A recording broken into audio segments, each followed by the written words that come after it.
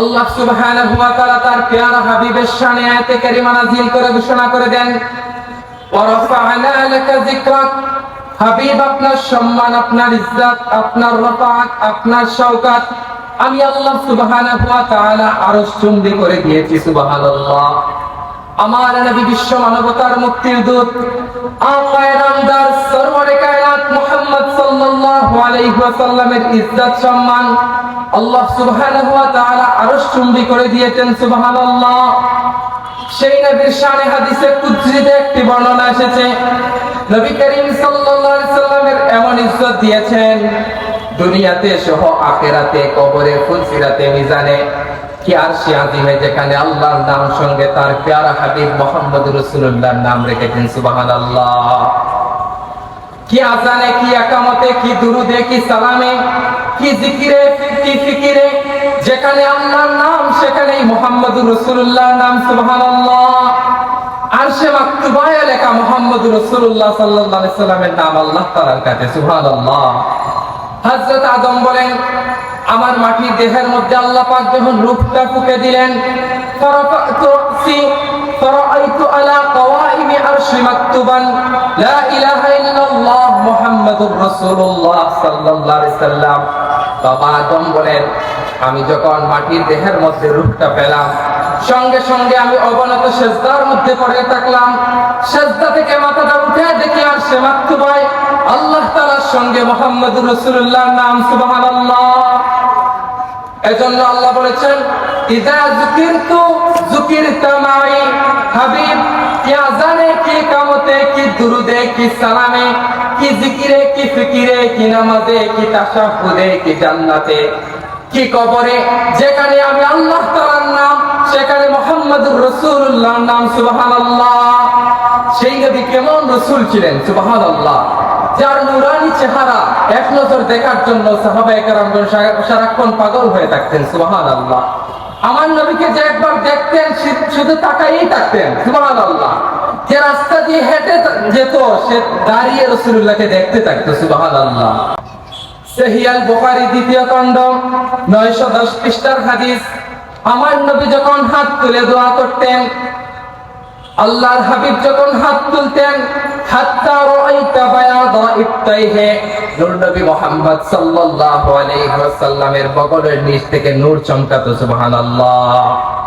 সুনান তিরমিজিতে হাদিস এসেছে, আল্লাহর হাবিব বলেছেন, ইযা তাকাল্লামা রুইয়াকান নূর ইয়াখরুজু মিন বাইনি সামায়া।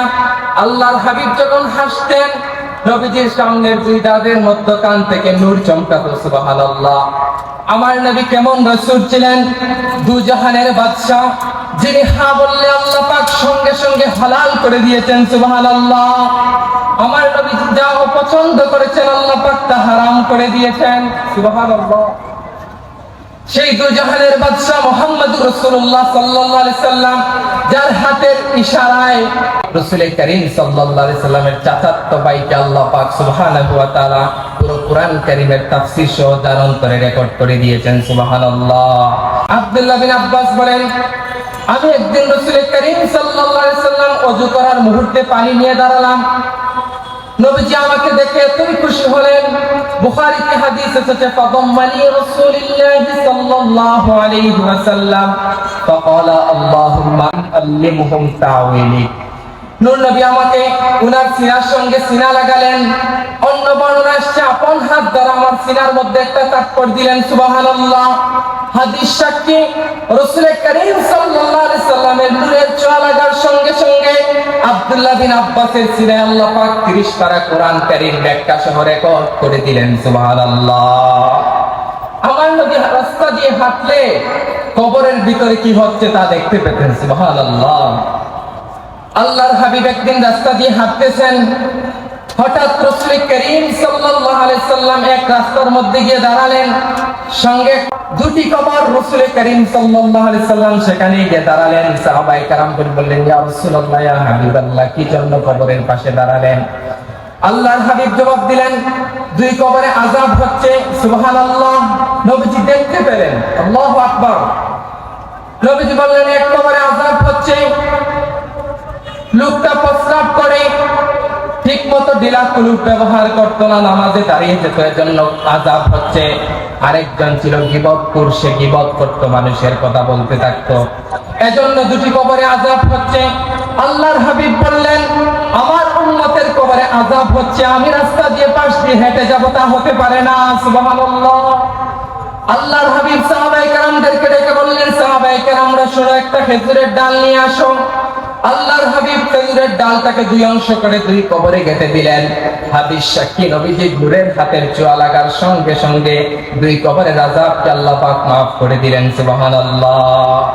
সেই দুজাহানের বাদশা নবীর আমরা উম্মত, ঠিক কিনা বলেন? আমরা এমন এক উম্মত, উম্মাতুন মারহুমাতুন মাগফুরা, বিশেষ দয়াপ্রাপ্ত, বিশেষ ক্ষমাপ্রাপ্ত, বিশেষ নাজাত প্রাপ্ত উম্মত। সুবহানাল্লাহ। এই নবী কেমন নবী? যিনি কাল হাসরের ময়দানে শাফাআত করবেন। সুবহানাল্লাহ।